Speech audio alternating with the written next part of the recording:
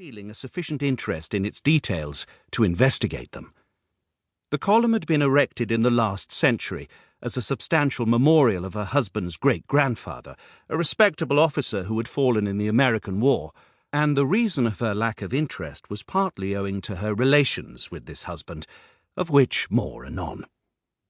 It was little beyond the sheer desire for something to do, the chronic desire of her curiously lonely life, that had brought her here now. She was in a mood to welcome anything that would in some measure disperse an almost killing ennui. She would have welcomed even a misfortune. She had heard that from the summit of the pillar 4 counties could be seen. Whatever pleasurable effect was to be derived from looking into 4 counties at the same time, she resolved to enjoy today.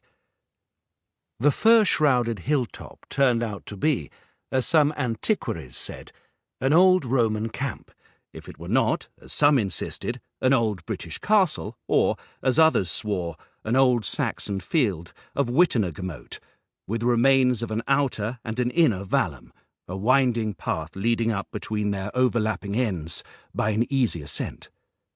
The spikelets from the trees formed a soft carpet over the route, and occasionally a brake of brambles barred the interspaces of the trunks.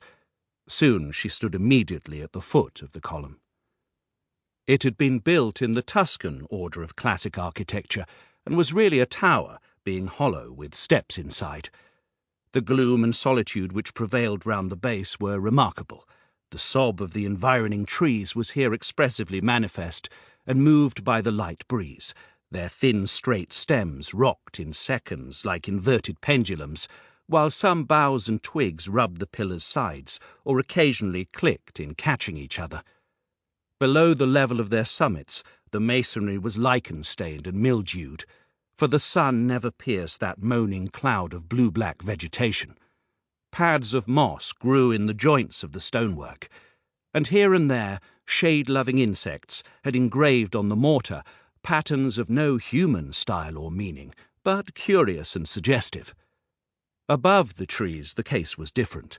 The pillar rose into the sky a bright and cheerful thing, unimpeded, clean, and flushed with the sunlight. The spot was seldom visited by a pedestrian, except perhaps in the shooting season. The rarity of human intrusion was evidenced by the mazes of rabbit runs, the feathers of shy birds, the exuviae of reptiles, as also by the fresh and uninterrupted paths of squirrels down the sides of trunks and thence horizontally away. The circumstance of the plantation being an island in the midst of an arable plain sufficiently accounted for this lack of visitors. Few unaccustomed to such places can be aware of the insulating effect of ploughed ground when no necessity compels people to traverse it. This rotund hill of trees and brambles, standing in the centre of a ploughed field of some 90 or 100 acres, was probably visited less frequently than a rock would have been visited in a lake of equal extent. She walked round the column to the other side, where she found the door through which the interior was reached.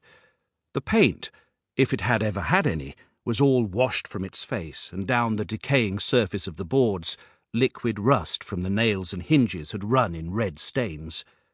Over the door was a stone tablet, bearing, apparently, letters or words, but the inscription, whatever it was, had been smoothed over with a plaster of lichen.